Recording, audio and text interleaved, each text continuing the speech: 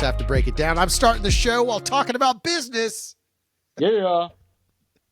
Welcome to Back for the Future. Back for our future, not the future. Our future. I'm Drew. I'm Tony. And we're here today again to celebrate our history with you. Listen, I'm going to give you a quick piece of feedback. I had a great, I have another podcast, and I was on the other podcast, and we had a Q&A episode, and a lady wrote in and said she has a podcast about running or something, and she was trying to, smartly, she was getting her own little press coverage. It was a good play, but it let me bring up this podcast on another podcast. It's like podcast inception over here. And Dale gave a great piece of a little nice compliment. He said, the best thing about listening to their podcast is you start learning about movies that you may not have thought about or ever even heard of, or stuff that you've maybe forgotten about. And he goes, and these guys bring it up. And then Tony has this memory. It's like, yes, he does. And we made fun of the fact of like, you get to hear all these horrific stories about us. But what was it really interesting? It's a nice testament. I've had it time and time again. There are multiple people I know that come up to me and tell me how much fun they have listening to the podcast because it's different. It's not a traditional style podcast, in the fact that we're approaching this so differently. So I wanted to say yay for us, but also thank you to Tony for being a genetic miracle, that having this brain that remembers all this stuff, because the show wouldn't be the same if we just talked about movies. We'd be like every other show that exists that talks about movies. So luckily we have something unique. So kudos to you, dear Tony. Well, thank you, buddy. It's a team effort, as always. And, that's what makes it great. And this is our 25th episode, by the way. 25 episodes. I'll be honest with you. I didn't think we'd quite get there. I'll be honest with you. I just thought one of us would kick out at some point and be like, I can't do this anymore. Like, I don't have time for it, or something like that. It's crazy. Oh, go ahead. I'm sorry. I'm done. I was just gonna say, it's crazy to me that we've both gone back and been like, hey, can I reschedule? Like, we had an illness situation. We do owe another episode. The audience doesn't even know this, but we owe an episode to each other. We've both like scheduled around. I looked ahead on our calendar. We have a recording session while I'm in Disney World. That ain't happening because I'll be in Disney World. But then I realized I actually fly back that day. I actually might be able to be here post vacation to do that. So we're going to play that one by ear. We'll talk about it off air. But like, point is, we've worked really hard and we've made this happen. It's a testament to not just us, our friendship too. It's work, baby. Communicate well, so it's all good. We do it. We got to get it done. So let's dive on in, because there's some banger movies. There's some movies in here that I still really enjoy. There's one of these movies that's got one of the greatest death scenes in the history of cinema. Oh, yeah. As far as I think you and I have, and we've illustrated this to each other. I don't even know how many times. Well, we saw it together as well. Yeah. There's another really great horror movie in here that I would argue is relatively influential in my filmmaking career. So let's start out with, I believe this is a Chevy Chase movie. Yes. Oh, thank God. Let's start out April 15th, 1994. Cops and Robbersons. Yes. I don't remember it. I just remember it being a comedy with Chevy Chase. Well, this is right around the time where Jack Palance is kind of making his big comeback, with City Slickers and everything, and people are, he's getting a lot of pub because he's got the Oscar now and stuff like that. So they stick Chevy Chase and Jack Palance together in a movie, and they're like, it can't possibly go wrong. And it's not a bad movie at all, but and it's directed by Michael Ritchie. I did okay, but this is kind of the beginning of the end here for Chevy as a true lead actor. Obviously, he still makes stuff, but I mean, he's more of a cameo now, or he's more of a co-star type, or just comes in and does a couple scenes. He's going to have this. He's going to have Vegas Vacation, which is a good one. He's going to have Man of the House, and then he's going to have Snow Day, which is another good one. And then that's going to be kind of the end of him as a lead. But because this is kind of the box office for him is starting to dwindle a lot, unless he does something Nickelodeon or, of course, a vacation movie, which is a big, huge franchise. He's kind of done in the landscape of being a bankable comedic actor. And this is kind of that movie. It's about Jack Palance, and you're going to come in and they're going to watch his family and try to keep them safe. That's kind of what the That's right. premise. That's right. That's right. Do you think that maybe this is where, because Chevy has a notorious attitude about him. Always had Um, that. yeah, yeah. Do you So think that maybe people started getting really tired of it, studios and other people? This is where it's like maybe it's starting to get really annoying, kind of his approach.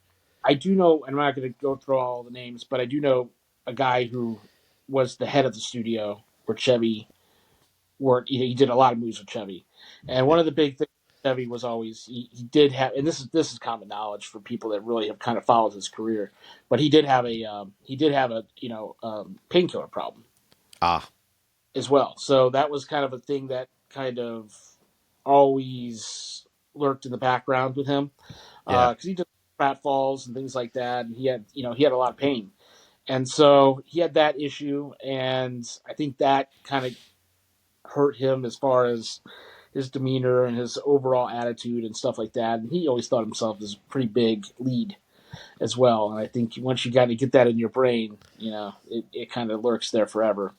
So that's unfortunate because I was always a big Chevy Chase fan. And I saw this one at Carmike 10, and I always look forward to his films, and I still do. If he's in one, I'll watch it for sure. Well, it was like with all the SNL 50 stuff, it was so fun, especially the movie Saturday Night to see. I loved Chevy Chase too, and Funny Farm, and all of it. His catalog is really solid. And when we get to Vegas Vacation, we'll talk about that because I'm sure Oh, you talked to Ethan about it somewhere yeah, down the line. I'm sure you did. sure. Yeah. So we'll have some fun on that because we have both of us have a direct connection, same movie together Sure. on that one. It's just one of those things where it's an unfortunate part where Chevy just really, Tony, he couldn't survive the game. Oh, good lead in, buddy. Yeah, I this was a love good this one movie. too, man.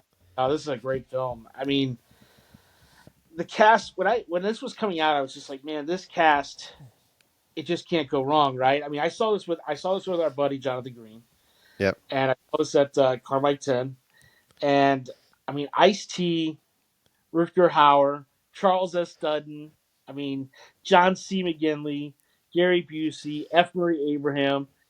That's just this movie's one of those. I mean, it's that quintessential movie that sometimes gets put out that doesn't necessarily make tons of money at the box office, but does well enough that they'll continue to make one every once in a while. Where it's like these guys go on a hunt for a human being. Yep. It's that movie, and I don't know what it is about that concept, but it seems to always work well. Oh yeah. Every time I watch these films, I'm kind of like, yeah, that's pretty cool. I not that I want to do it, not that I want to do either part of it. I don't want to live it. I just kind of want to see it in movies. Well, it's great inspiration for down the road. You have the Purge that comes out, which is in many Exactly. cases the same kind of concept, right? Just on a A really hunt, big scale. The Hunt, stuff like dude. The Hunt. By the way, if no one's seen that, just to parlay, I think The Hunt. I think Surviving the Game is incredibly well made. The Hunt is my favorite of those movies because some of the twists in The Hunt you don't see coming at all, and when they happen, you're all in. It's great. But Surviving the Game is fun because you have what The Hunt doesn't have is quite the cast that this has. This has a cast of yeah. names that were very popular in this window of time, that play really great a-holes. I mean, they're just really great a-holes. There's cool director. Ernest R. Dickerson at the time was pretty good director too. I mean he had just come off of like Juice, which Yeah. it got a lot of notoriety at the time, and he's gonna have Demon Knight. He's gonna have Bulletproof with Damon Wayans, Adam Sandler, and I actually met Ernest R. Dickerson at there was my ex girlfriend was doing a movie and at her rap party, Oh, Ernest R. Dickerson wow. director of that film, and so I got to meet him. He was a real nice guy. But and I told him how much I liked this movie. I was like, man, Surviving the Game is a good film. He's like, it was fun to do, man. I enjoyed doing that film, so it was cool. But I do like this film, and I really really love this cast. It's The kind of cast like is it's kind of like the movie Cast as well, with the same type of feel to it, with this, and different type of premise and everything, but I always kind of liked those kinds of casts, you know. Good ensemble of villains, an interesting protagonist. You have this interesting hero in Ice-T that is he's got dreadlocks.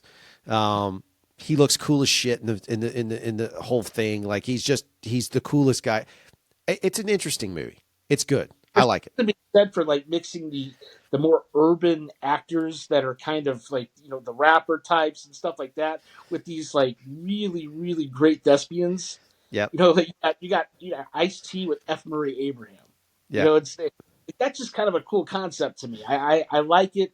I'd like to actually see more of it. To be honest with you.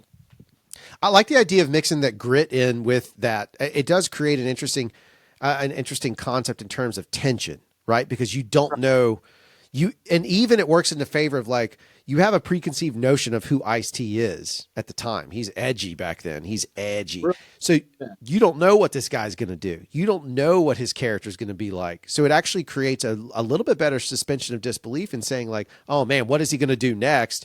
And then you have these kind of classic, like you said, thespian style actors that have this very robust, beautiful background, and you expect them to be. It's a good movie. It's a very interesting movie.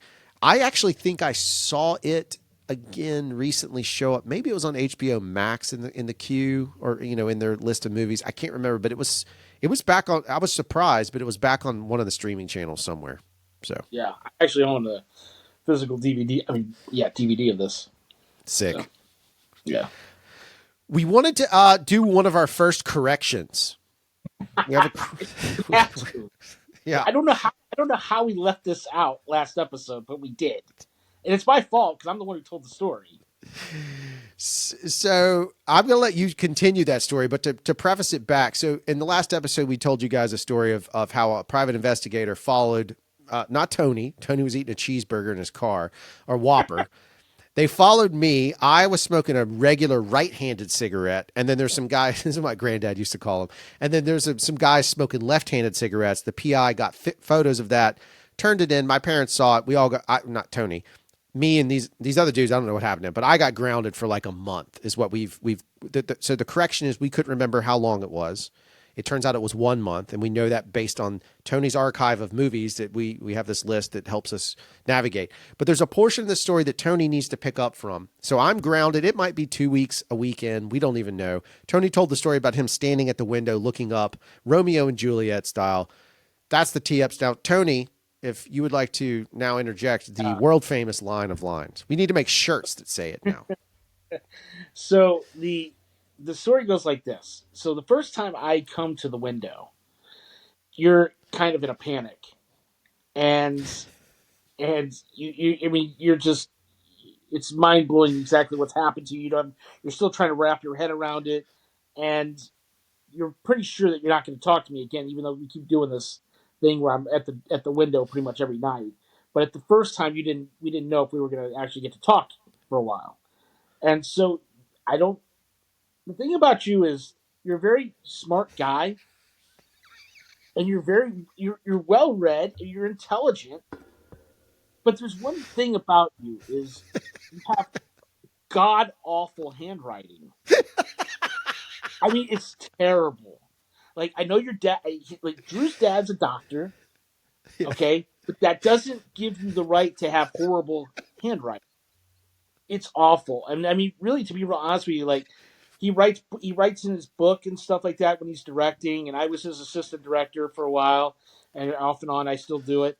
But you can't read any of these notes hardly ever. They only ever make sense to him, and he has to always explain them. Yeah. And so here he is in a panic at the window, and he throws out this note to me on the front lawn. And it doesn't quite get all the way out to me, so I have to go dig for it in the bushes, and all the bushes have thorns.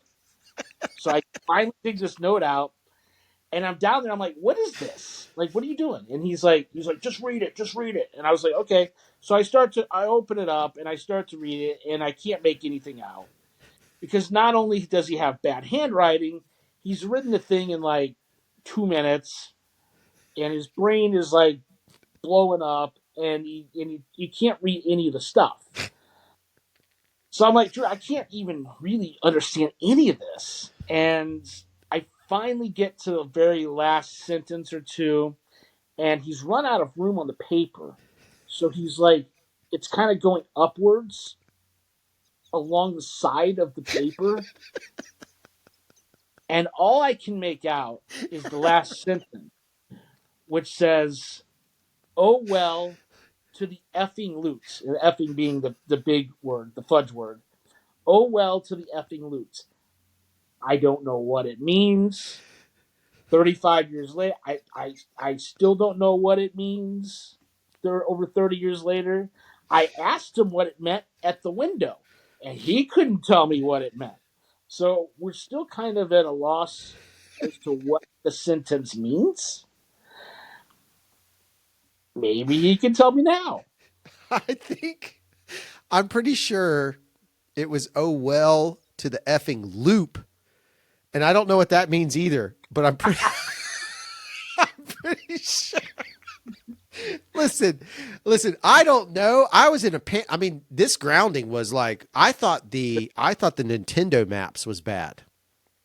And actually, if I had written this regarding the Nintendo maps, it would make sense because those adult Right. pictures was like loot. It was like booty, no pun intended, from being treasure.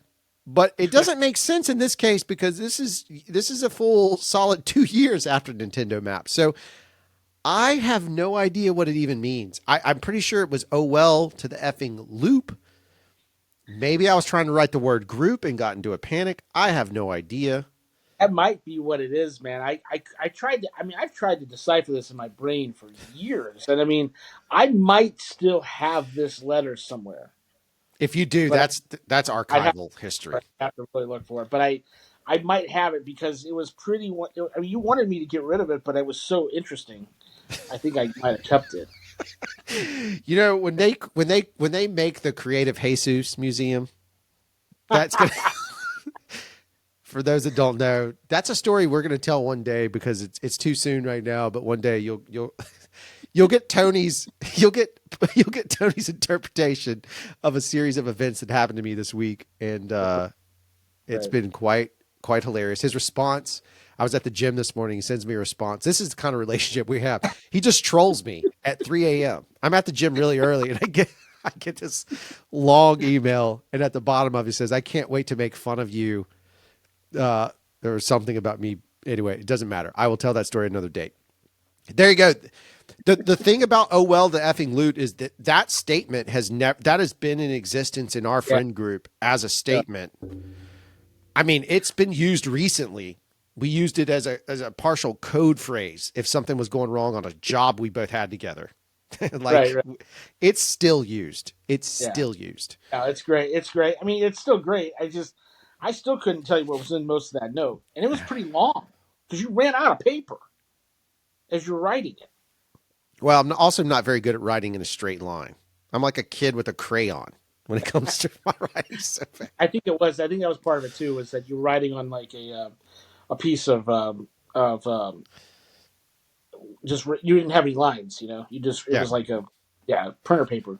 It was just Drew words. needs the lines. Drew needs the lines. Desperately needs the lines. Trust me. Still do. Still do. I just couldn't. When we forgot to talk about this last episode, I'm like, we got it. I mean, that's like the whole part of that makes that funny. Yeah. Oh yeah. Is talking note. That note was classic. I don't know how I left that out, but I mean, I remembered it. Like, I mean, it was like something I didn't remember. I just didn't put it in the story. I don't know why, but I didn't. So It's a classic. Um, yeah, it's a legitimate true thing that still sticks around. So there's our first and hopefully only retraction we ever have to make. Moving forward, uh, you're off, you're off grounding at this point. yeah, I've made that's why we believe it was a month. We are pretty sure it was a good solid month because it leads into and this first movie I don't know anything about. So it's a movie that comes out and the next one obviously we'll talk about. But the first one is a movie called Bad Girls. I don't necessarily remember that movie. I don't know anything about it. What is Bad Girls? Who's in that? I don't have any Okay, recollection. like a $25 million movie. It had at the time. it had four actresses that were pretty big at the time: Madeline Stowe, Mary Stuart Masterson, Drew Barrymore, and Andy McDowell, and then a bunch of dudes that were decent at the time: Robert Loggia, Dermot Mulroney, who I worked with as a director. Did okay. It was like a $25 million movie, made about 25 million, Right. but it was an attempt at making a western with four females. Now I You could remember. Yeah. Thank you very exactly. much. Now, Um, so yeah, go ahead. now one of whose daughter? It's not Annie McDowell. Madeline. It's Madeline's daughter is in the Substance, right? Isn't that the girl that's No, in the? now you got it wrong. Who is it? Now you got it wrong. You had it right when you did it the last time. It's Andy Dadgummit. McDowell. Andy Oh, it is McDowell. Annie McDowell's daughter. Okay, well, there we go. That's the Anyway, third time you've brought that up too. You I must love that. love the. No, I've only seen it once, but it bothered me so much, and I think it's the best piece of art I've seen in years. So it's obsessed with it. Yeah, it's Um, it's intense. but anyway, so it's a straight callback western, and I now that you talk about it, didn't they eventually kind of remake this again later with like Penelope Cruz and somebody else, something similar to this down the road, Do two something thousands? similar, not the exact same premise or anything like that. Yeah, I mean Got it. it's over a course of time now they've like to put the women in the old west, and of course we have the Quick and the Dead and stuff like that, and Jane Has a Gun and blah blah blah. There's a whole bunch of movies that do it, but this was their first attempt at it, 1994, and fared to middling reviews. I actually kind of liked it. It was kind of a different approach, and I liked all at the time. I liked all the ladies because I was a big fan of Madeline Stowe and Yeah. Drew. And I loved Andy McDowell, of course, from Groundhog Day and all her great movies. So I kind of liked seeing them all together like that. I thought it was kind of a cool idea and kind of fun premise. And I like movies that think outside the box. Hey, so you got to take a risk. I mean, that's the crazy part, and we don't see that as much in today, unless it's an indie film. But you don't see it as much on the studio side as it used to. And I think it's great when they do that kind of stuff. And it was maybe arguably mildly ahead of its time in terms of like tone, because that wasn't necessarily that popular to have female driven movies, but especially like Yeah. actiony stuff. So good for them for doing it. Um, the next movie that comes out, though, I got to tell you, I, it's an Edward Furlong movie, Oh, it's so and good. it is such a good movie, and it's really wild. And for the longest time, this is my own stupidity, I thought it was based on a Stephen King thing. I don't know why, but I it wasn't. But into my late It's not. 30s, right, Yeah. did I realized it wasn't, because I was telling somebody else about how good this movie was and how much of an impact it had. It's a movie called BRAINSCAN. Now, Yes. the thing about it is, if you go watch it now, the technology behind it's not going to work as well. But the concept of the story and the storytelling is so much fun. It's so wild, so different. Kind of like how Lawnmower Man, the idea behind Lawnmower Man's brilliant.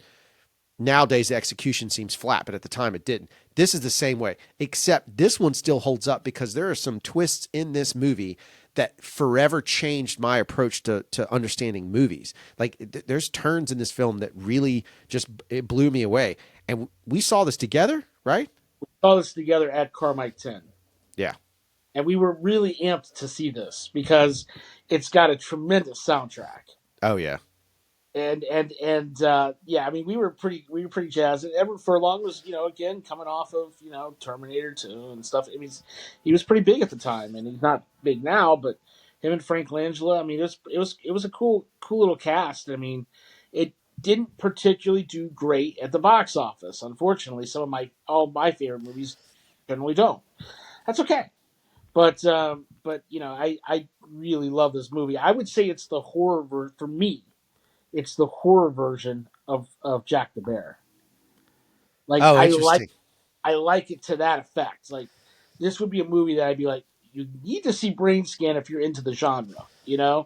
Yeah. Like Yeah. Yeah. one of those films that it's kind of a horror sci-fi type thing. Yep. Not Jack the Bear. They're totally different films. I get it, but I mean, it's that kind of film. Didn't do well. Harder to find. I think you can get this. I think you can stream this on Tubi for free. right now. I think. Ooh, I'm gonna go rewatch it this weekend. Yeah, Yeah. as of right now. So I mean, by the time people hear this, I don't know, but you guys, you'll have Or to or check. interestingly, the other spot that's good for like random horror like this is Shutter. Sometimes Shutter's catalog is they'll take risks on smaller indie or back catalog movies. But yeah, Tubi, Shutter. Sometimes you got to dig for the stuff, which is kind of the joy of this show. Not to pat ourselves on the back, but it is kind of fun when you have to go find this movie you want to watch. I think it's kind of I don't know. It makes the movie feel a little special that you had to go track it down. Like if it was all just instant streaming, that's easy. This is not easy. You got to go dig for it, which I think is And love it. Pluto TV is good too because they do free Yes. up Yep. there too. So it's a good place to find older movies as well. Absolutely. Absolutely. This was a So great film, and this soundtrack just mind blowing. yeah, so let's hit this up because it's been a minute since I've looked at the soundtrack. I mean, I'll never forget the movie, but the soundtrack, I don't remember. I remember loving it, but I don't remember it being, or I don't remember it currently what's on it. Yeah, so it starts with "Under My Skin" by Dandelion, Yep. which Dandelion was a cool band at the time, especially, and then it has Thunderkiss '65 remix, which is Oh white, yeah, but it's remixed by KMFDM. that's If right. you remember that, That's and so right. that was kind of a cool concept. The beginning two of me by the band Old, Freak Now by Old, Riverboat was Stuttering John Yep. from who of course made his bones on Howard Stern, and the AFC theme by Alcohol Funny Car, Shapes by Alcohol Funny Car, Welcome to This World by Primus, which Yep. was it, which is a cool concept in the movie as well. If you when you watch it, um, Triad by Pitch Shifter, and Pitch Shifter was Oh was cool, yeah. especially. And then of course the coup de grace, the song that we wanted to hear so badly in this movie, and it plays like three times. It leads the end credits, which has got this really cool bit, and that's the song "Greasebox" by Tad. Yep. Just if anybody has not heard "Greasebox" by the band Tad, that's listening right now, stop what you're doing. Of course, listen to us first, Yeah. then stop what you're doing. Go to YouTube or wherever you go to get your music, and just listen to the song Greasebox by Tad. Yep. Because if you're into rock music, if you're into harder stuff, this is the song. If you've never heard it, I promise you're going to enjoy it.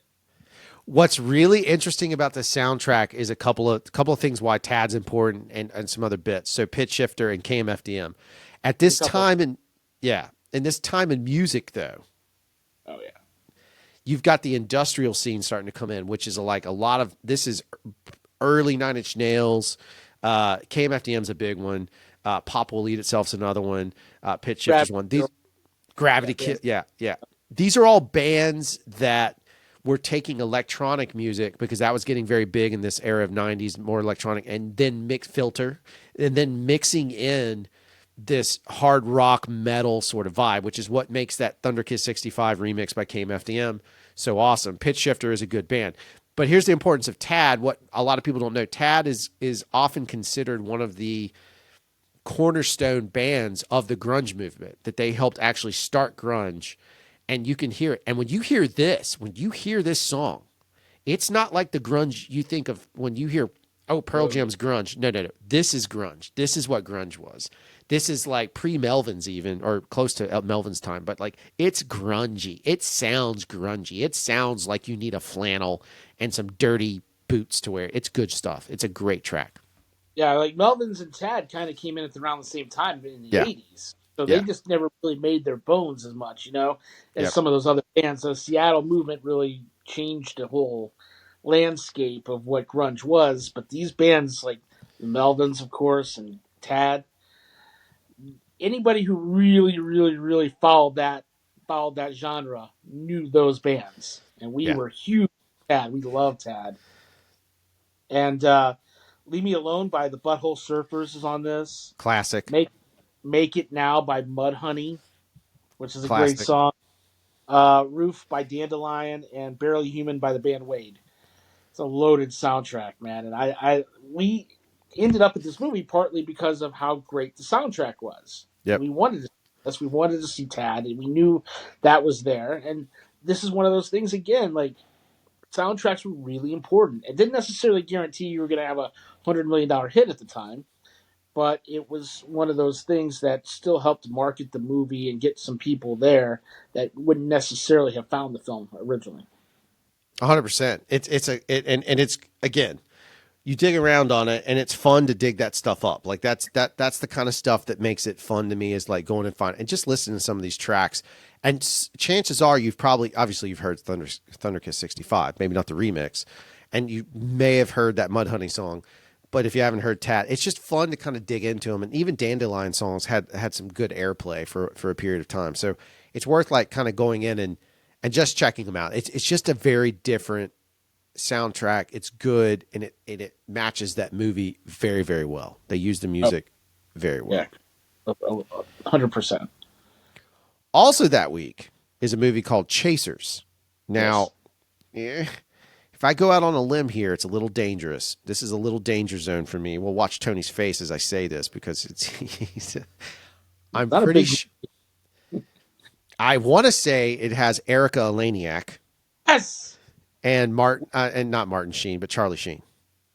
No, it's kind of close though. I mean, it's a guy who worked with Charlie Sheen, Oh, is so it? you might be It's kind the of other confused. guy in the two men whatever that show was. Is it not that Oh, guy? it's Tom Berenger, so it'd be Major Tom League. Berenger, Major League. Well done, well done. Yeah, but I got 50% Did. accuracy. And she was one of the reasons why I went to go see it. Of course. I went to the Dollar Theater to see it because it was kind of a small. Well, it was like a $15 million movie that only made like $1 or $2 million. So by the time I saw it, it was at the Dollar Theater. Right, Uh, right. but I was always a Tom Berenger fan for years, and then Erica Laniak was super hot at the time. Of course, let's be honest, and she's had Under Siege and Baywatch and the whole 9 yards. And of course, it's directed by a guy I really liked. It's Dennis Hopper.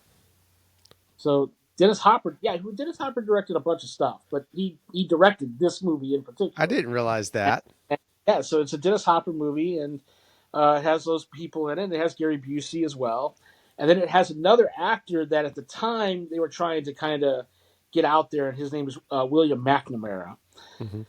and he's the other guy who's trying to help Tom Berenger wrangle Eric Eleniak, and he's also in Surviving the Game. So he's got a couple weeks here where he's in a couple of movies, and then he kind of disappears for the most part. So, but yeah, kind of a fun little movie. I mean, it's nothing to write home about. Two sailors who are about to be discharged have to take Eric Eleniak, who's like this troubled prisoner, and she actually is a member of the military herself, but they have to take her to a different barracks, and hijinks and all the fun stuff, all the crazy stuff happens. And I'm sure she got this role because she was in Under Siege. Yeah, I'm yeah, right, of course. I'm just looking for a military connection. That's the only thing I had for it. Under baby. Yeah. So you're saying while they were chasing her, though, ultimately she had no escape, Tony? No escape, exactly. Let me tell you about this movie. I literally watched this movie 6 months ago because I feel like it is one of the most interesting science fiction films to this day ever made. I still enjoy it. I find it fascinating. I love Ray Liotta in this. I can't remember the bad guy's name. Whatever. Lance Henriksen. What's There it? you go. I get it. Yeah, that's right. Yeah, Lance Henriksen's in it. The bad guy is not Michael Madsen, but he always reminds me of Michael Madsen. I can't remember his name. He's tremendously good in this movie. The whole movie, and it's funny now because I think it's set in 1999 or something silly like that. But the whole movie is just such a good science fiction non-aliens, non-monsters. It's a little 2000. bit of was that? It's set in 2022. Oh, there you go. I knew that's why I watched it probably because I was like, oh, look at this movie in 22. But it was 6 months ago when I watched. I know for a fact because well, maybe not. Maybe it was around when Ray Liotta passed. I'm not totally sure. But Somewhere anyway, around. it's somewhere around there. I watched it recently. It's fresh in my brain. It again. If you've never seen it, it's an interesting movie. The concept is Ray Liotta is a military guy that kills his sergeant because he doesn't want to. I don't want to spoil it because you should watch it. Something happens. He's sent to prison, and he's got the ability to break out, and then he gets sent back to prison. They send him to this island, and on this island, it's basically like Lord of the Flies. So you have like Yeah. grown men playing Lord of the Flies, and you literally have a bunch of crazy Mad Maxian post-apocalyptic looking dudes, and then you have these guys that have settled into a much more serene society. It's a beautiful commentary. It's commentary on society and the breakdown, and also even on the modern prison system. It's really good. But then you have these incredible action scenes, and Ray Liotta's performance is really good, and he's really interesting, and it turns into that classic sort of Western Alamo effect. But there's a death scene in this movie, and I won't say whose. There's a death scene that's so graphic without showing hardly anything. It's Yeah. brilliant. Really great. And we could look at each other and we would sometimes just be like, and then he goes like this, and we would Yeah. do that constantly because the death Yeah. scene. Yeah. And it, again, you're in your mind. That's the point. That you're in your mind. You might be picturing if you were watching this. I basically had my hand slide over my other hand. But if you were watching this, you watched this podcast, then you saw me do that. You're in your mind. You're like, oh my god, what is this graphic puncture death scene that he's describing? And it must be horrific. And it's not. It's just so well shot and so well done, so well earned that when it happens, you're like, oh my god, I feel it. It's really well done. All right, Yeah. now I you didn't can want give the to stats. at the time, but the lead villain is played by Stuart Wilson. Stuart Wilson, thank you. And this is it's kind of a cool movie. It's a cool movie because also it's directed by Martin Campbell, Yep. who's going to have some really big movies down the line. Of course, he's going to have Goldeneye and Casino Royale, and he's going to do the two Zorro films and Vertical Limit and movies like that. So he's got some really big movies on the horizon. But No Escape is pretty amazing. I don't know what it is about the title No Escape because the one that's going to come out in 2015 with Pierce Brosnan and Owen Wilson is also quite awesome. Yeah. And so Yeah. this is kind of a cool name for a movie. So don't get those two movies confused. Then there's one in 1994 and there's one in 2015, and they're both pretty intense. Oh my Uh, god, the 2015 has one of the most insane scenes you'll ever see if you're a parent or have been around small children. There's nothing. It's nothing sexual in nature. It's a tension sequence in yeah, which a dad tosses his kid to escape. He tosses his kid to another roof, and again, right. shot so well. This one has a death scene. That one has a survival scene. Both movies are about survival. Both movies are absolutely great. But this one in 1994 is in my permanent in my top 10 science fiction movies. Like if I were to categorize it genre, this is in my top 10. I love it so much. I absolutely adore this movie. Great cast. You got Kevin Dillon, Michael Lerner, Ernie Hudson. Of course, you've mentioned Ray Liotta and Lance Henriksen. I to this day, man, I there's not. I mean, I know he's passed away, but there's not a lot of Ray Liotta films I won't watch. I pretty much watch pretty much all of them. I mean, even the stuff that would be like more direct to DVD type stuff, because he had some of that, and he's still so good in all of it. Oh yeah. He's a great actor, and I know people will always talk about Goodfellas. I know people always go back to those types of films, that the ones that get the most notoriety and win the awards and stuff. But it's the movies like these that really, really make me a fan. I mean, I was a huge fan of this movie. You were a huge fan of it. We saw it together. That's always the bonding moment for the film. And we had a couple other people with us as well. But this is a great film. We saw it at Carmike 10 too on this There one you as go. well. There you go. Yeah, I just love it. I mean, it's just a great, great action movie set in kind of a obviously we're in 2025 now, so it's not a future setting, but man, it's a good one. If you haven't watched No Escape, I'd recommend both No Escapes, to be honest with you. Yeah, 100%. I mean, if we're still going and we get to 2015, then we'll talk about it. But that both movies called No Escape, you can't go wrong. They're actually both of them are easy to find. No Escape's still out there. Like I told you, I watched Oh, it, so it's out there. Now listen, the next movie on deck.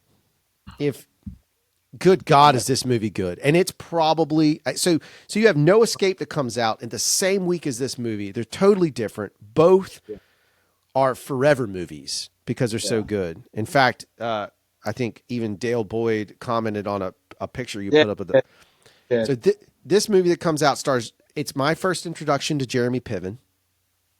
Yeah, this is It's really my good, first man. introduction to Jon Favreau. Yeah, okay, I mean, it's true that I yeah, remember. yeah, And it's got so many quotable lines. They've been quoted a million times in my life, Tony's life, Dale's life. And I think if you are a male in your 40s and you've seen this movie, you've quoted it. And that movie is called PCU. yeah. And it was by no means a huge hit. It's like a $10 million movie that made like $5 million, and I couldn't care less, quite Yep. honestly. I Yep. mean, this movie to me easily in my top 20, top 25 for me. 100. Agreed. Be into one of the things that makes a movie big for me is how many times I can quote it. If I can quote your movie from start to finish, pretty much, you're in my top. You're Yeah. amongst my top. I don't care if you won an award. That doesn't mean anything to me. I don't care how many people have seen it. I don't care, if you're an Oscar winner. None of that stuff means anything to me. If I can quote your movie from start to finish, you're in. Top 20, top 25. If somewhere you're around in my top 500 films, I love you anyway. Because, I mean, but top, this is, PCU is amazing. Yes. It's not a good movie. It's a great movie. Yep. It's a great movie. It has so many quotable lines. And now I will work with the man who wrote this movie. And I'll work with him on a movie that he also wrote and directed, and that's Zach Penn, who will write a lot of the Marvel movies and be a big part of that world. But yeah, the cast is amazing. Jeremy Piven is remarkable. Chris Young, who comes in and plays the guy who's there for the weekend, and of course he's from the Great Outdoors as well. And David Spade is a lot younger in this, but really, really great. Megan Ward, Sarah Trigger, Jessica Walter, like everybody, of course, John Favreau, Alex Desert, like all these guys are amazing. And this movie, the quotes in this film are epic. They're not good, they're epic. And I talk about this film all the time. I I say the quotes all the time. As a matter of fact, I got a quick story um, from a guy that you work with. I think you maybe I don't know if he's part time now. What But one of the Jeffs, at one point, he puts on his Facebook about an Auburn Tigers game, and I had commented just from this movie. He made a comment about on a Saturday morning about Auburn football that day later on, and I made a comment. I said, "This penis party's got to go. Hey hey, ho ho," and he didn't know the movie, and Nick Terry, who's a buddy of ours, and Mark, of course, the great Mark Terry, who I think listens to the show, but his brother Nick commented that he goes, "Oh my God, that's from PCU." Well, the original poster didn't know the line was from PCU, and Oh no. lost his mind. Sent me back like this scathing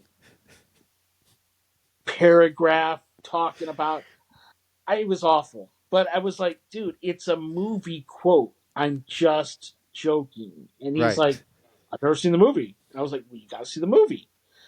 But PCU literally was written to have a great quote in every scene. Yeah. So it's an, 100%. and I'm not 100%. going to go all the quotes because there's so many of them. It's hard to even wrap your head around them. You got to see the movie. If you've not seen PCU, listen, this is worth this is worth going on eBay and purchasing. Most of the DVDs on there for I own this one, but most of the DVDs on there for PCU are probably about 15 to 20 bucks. Easily worth 20 bucks. Go on there. I don't care if you're trying to see.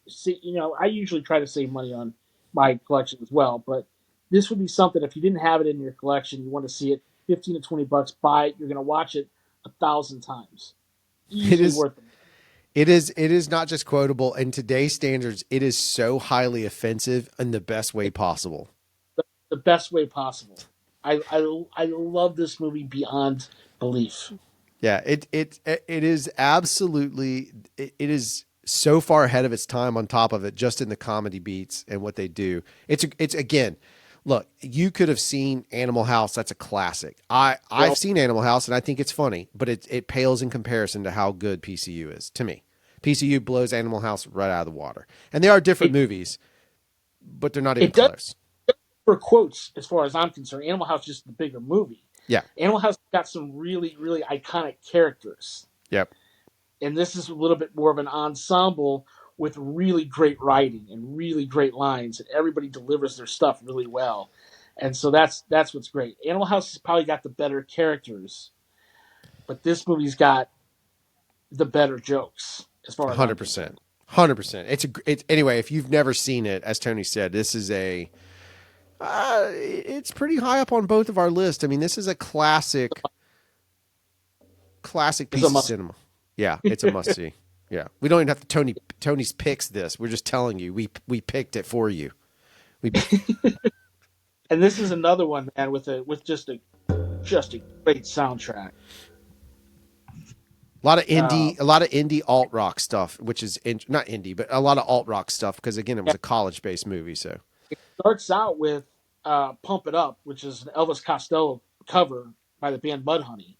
That's like the first song on the soundtrack, which I thought was amazing. And then the and band, well, hold on. yeah, go ahead. That the cover of that song to me is way It's better great. than the Costello. That song is still in playlist that I have because I love it so much. It's such a great They're cover of both that song. songs, but the Mudhoney covers Oh, is it's a solid. little bit more rocky, and in the Elvis Costello one is Yeah, very rock, very much a rock song. But this is even like the tempo is even better on this one. yeah. The song "Really Groovy" by Beautiful People, which plays really well in the movie, and of course George Clinton and the Parliament Funkadelic, they're in the movie, Right. and so the song "Stomp" by George Clinton, "What's Wrong with Me" by the band Red Cross, uh, "Slack You Ed" by the Connells, "Erotic City" again by George Clinton, which was a Prince song, "Catherine" by the band The Rosemaries, "You're the Girl" by Swerve Driver, "Wonderful Lie" by Mexico 70, "Now We Run" by Steve Vai, "Drinking and Driving" by Stick, which was a Black Flag song, Yep. and "Tribe" by Gruntruck, who was big at the time. Yeah. Um, so yeah, I mean, it's a really, really great soundtrack. And one of the cool things about the soundtrack is they had originally wanted to get Nirvana for the band that plays in the frat party in the party. And what happened was they were like, well, we don't think we can afford them, so they didn't get Nirvana. They ended up with, and they went through a list of bands they were going to get, and sometimes um, the Goo Goo Dolls were on the list. There's a whole bunch of bands on the list, and they ended up with George Clinton uh, because Hart Bachner, the director, was a big fan. So they ended up with George Clinton, and I think they paid him um, like $100,000 Wow. to do 3 days. And George Clinton in Parliament went in there and nailed all their scenes in the first day. And they kept him for all 3 days because the producer's like, I paid him $100,000. Like, I'm gonna get $100,000 worth out of him. Oh my So they God. so and they ended up putting a bunch of songs on there on the soundtrack and everything else. It's such a cool. I have the vinyl, and I posted it. It's on our socials. But I have the vinyl, the 45 that has "Pump It Up" on one side and "Stomp" by George Clinton on the other side. Very cool 45. That's incredible. Again, great movie, great soundtrack, super fun, highly offensive. Um, in a way, is it rated R or is it PG-13? No, it's rated R. Okay, I couldn't remember. But not offensive in a way of like grotesqueness, offensive in a way of like really, for lack of a better word, this is at the time when it's called PCU because politically correct, which is the equivalent of going woke, was happening. So they just go for it. There's no holds barred, and you get some absolutely insanely hilarious stuff that you could juxtapose in today's age and have a good laugh at too. It's still I mean, a relevant. lot of the jokes still play today. Oh, they still With do. the whole thing, like all the characters, a lot of them still very much play today. Yeah, So I highly recommend it. 100%. Now, on another note, we have a movie that I know I didn't see. It's called When a Man Loves a Woman. Completely different film than what we just talked. 100%. Yeah, yeah, and it was. I mean, listen, this is. I mean, this movie did really well at the box office. It was a huge hit. Um, but I mean, because it did like 120 million dollars at the box office, and again, great cast: Andy Garcia, Meg Ryan, and Meg Ryan plays this character named Alice, who, and I saw this at this is a Mom Tony thing. I saw this movie at Carmike 10 with my mom, but she plays this character who has really, she's an alcoholic, so she's got a really bad drinking problem, and whenever she drinks, she causes all kinds of chaos, and it's about a man who's pretty much sober dealing with his alcoholic wife.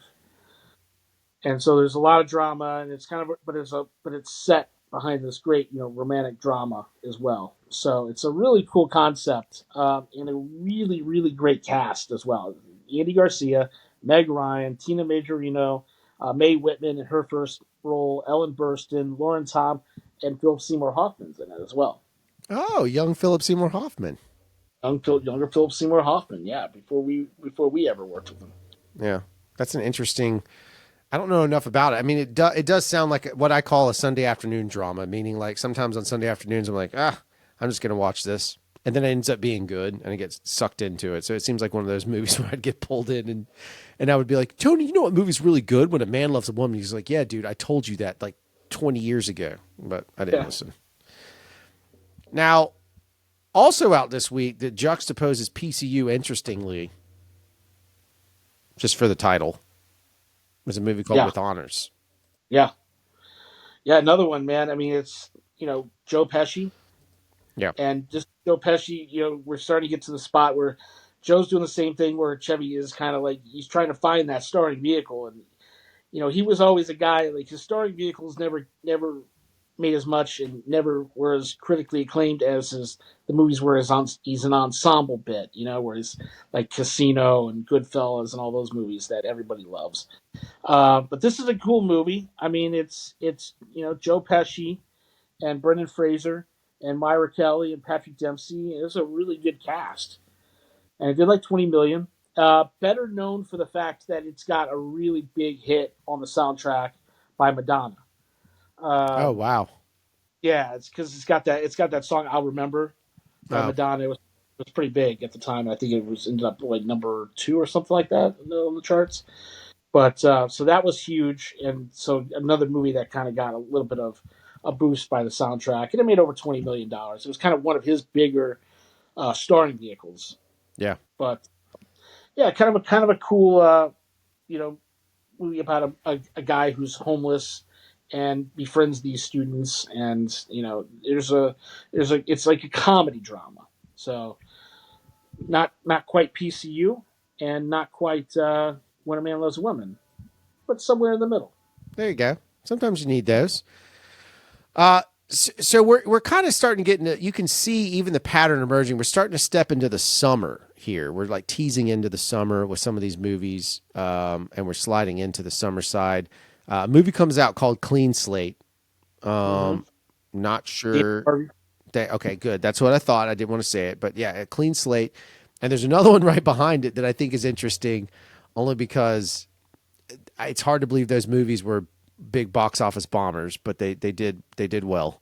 All right, so let's talk about Clean Slate. This is another comedy, but it's kind of it's funny, and I remember enjoying it. I especially remember this movie had a surge of popularity when I worked at Suncoast Video 2 years later. I don't know Kind of why. I actually really enjoyed it. So it's again Dana Carvey, who I always really loved. Obviously, he's Garth from Wayne's World, and he's a private investigator he's a key witness in this murder case, and he suffers a head injury, and so then he can't remember even the day before, and so now he doesn't know who to trust, and he to go through all his hijinks. He's got amnesia, and Valeria Golino, who was really big at the time because she was in the Hot Shots movies Yep, and quite gorgeous. She's in this as well as kind of like the love interest, and there's a great dog in this film as well. But yeah, I mean, it's a funny movie, and anyone who enjoyed Dana Carvey back in the '90s would get a kick out of it for sure. It's got a really cool. It's an interesting movie in the sense that it's directed by Mick Jackson, who is going to be primarily known for doing the movie The Bodyguard. So it's a very different type of film. wow, wow, Of course, he did L.A. Story with Steve Martin as well, but classic. he's a weird director in the sense that he'll pick up these dramas and he'll also do comedy, and that's not usually what we see, right? But Yeah, he does this movie, so it's is it? I really Is this the movie though? Doesn't he have multiple? He plays different characters in this because it's a character actor platform for him. Is it this one or is it a different one he's in? no. You're getting that mixed up with what's going to come out, The Master of Disguise. Oh, you're right. Thank you. Thank you. That's going to come out several years later. Got it. But yeah, I mean, yeah, Master of Disguise is kind of funny too. But he is going to play several characters in that one. Yeah. But Clean Slate, yeah, no, he's pretty much. I mean, I would kind of have it up there with like maybe Opportunity Knocks, where he's kind of a straight Got it. character all Yeah. the way through. It's more on that vein, but yeah, still pretty cool, pretty fun movie. Great cast here as well: James Earl Jones, Michael Gambon, Bryan Cranston before he got really big, Yeah. and Kevin Pollak. So it's a really cool cast. Check it out. It didn't particularly fare great, being like $8 million. And you're right. We're in May, and nowadays May is huge. The 1st of May is the start of summer. In 1994, the summer movie season doesn't begin until the round Memorial Day weekend. That's kind of now they've brought it up. Back then, it used to be like from about May 20th on. So But it's they kind of start like stacking. summer. But they do start stacking some Back more potential movies. movies. Yeah. Yeah. Yeah. We start seeing that Definitely. the stack even then.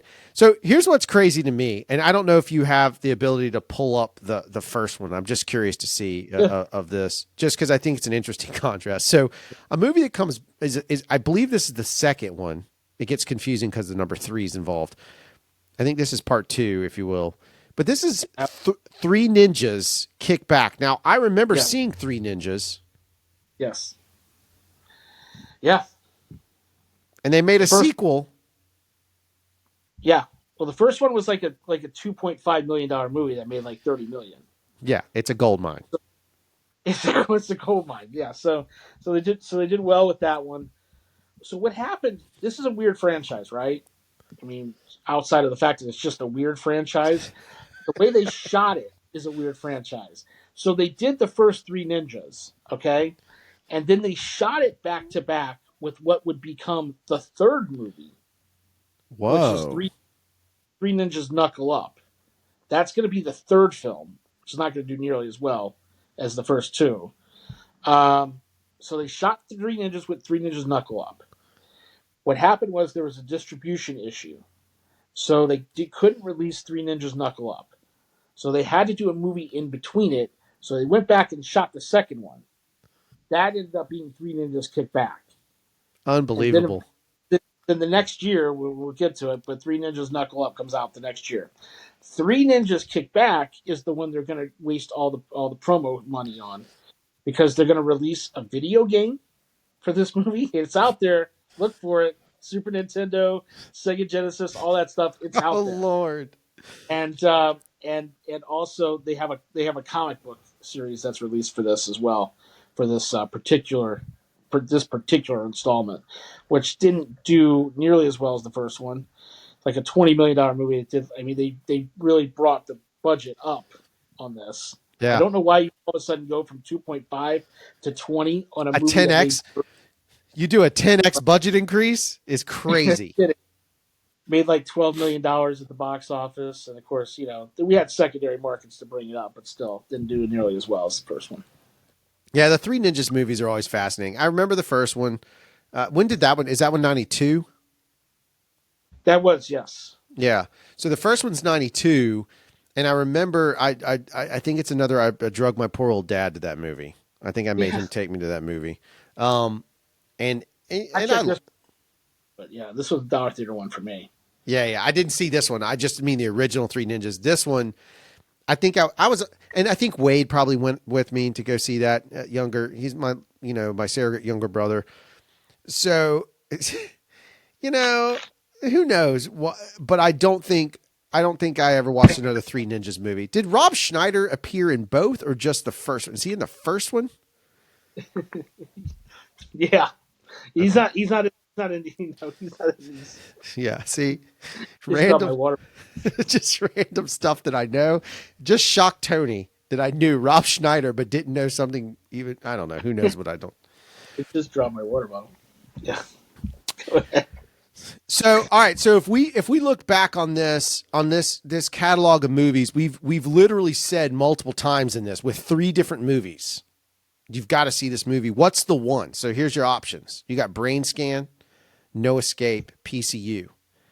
What's the Tony's pick? Is it PCU?